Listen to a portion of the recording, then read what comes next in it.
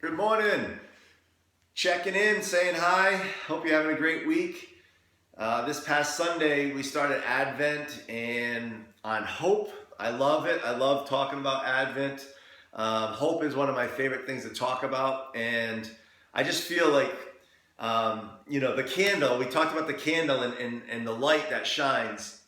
And I just love what the symbolism of that and the imagery of that because in so many ways, right? When you talk to different people, there's so many people that feel like it feels like they're struggling and they're in the darkness, and I love looking at us, those that want to make a difference, those that want to encourage others, those that want to bring good into the world, that we are little flames, right, of light and hope into the darkness.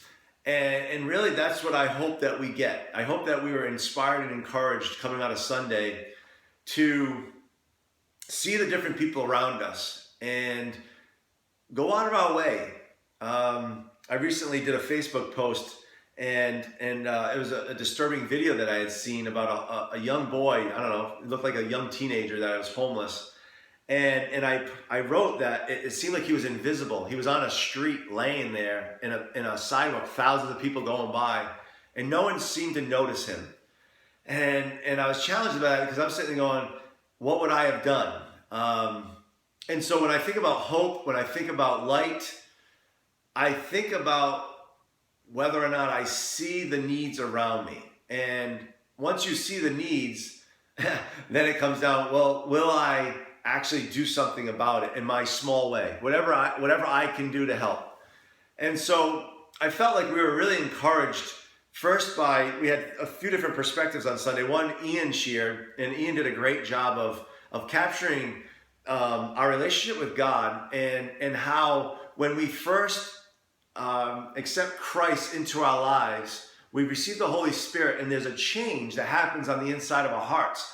But it doesn't change like our whole perspective and our worldview instantaneously. Like there's a working out of that, and so there's a learning curve that happens in over years, over months and years, over lots of conversations, over going to church and hearing teachings and spending time in your own life with the Word, reading scriptures, devotionals, whatever. That we kind of grow in our understanding of what a biblical worldview is. And I guess I would add to that and say we need to constantly be in the scriptures so that we don't allow the cultural norms to maybe take away from what the Bible is calling us to do and to live according to its ways. And so that's constantly our challenge. And in light of the series we were in, we were talking about how to simplify our lives. And we're all very, very busy. So how do we carve out time to stay connected to God? And Ian gave out some really good resources. You can hear those online if you'd like. But then a real tangible example of hope was when Kim came and shared about Bags of Hope, which is a ministry that helps foster children receive kind of like a duffel bag with their name on it filled with Christmas gifts. And it's a way of giving them hope and letting know that people are there that care for them. It was very, very moving. She shared her story. And I would encourage you, if you didn't get a chance to listen to the teaching, to do so. She will also talk about different ways that we can get involved. There are ornaments that we can buy. I think they're for like $25. And what that does is it guarantees that another child will get this bag of hope filled with gifts. There'll be an opportunity where we can go and help, stuff all the duffel bags.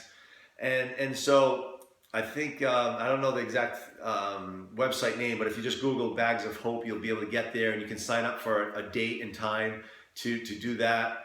And then we lit the Advent candle of hope. And each week we're going to light a candle. And what I want you to catch is the imagery of that, where we're bringing more and more and more light into the world and into people's hearts, into their lives, meeting their needs, showing love and compassion and concern.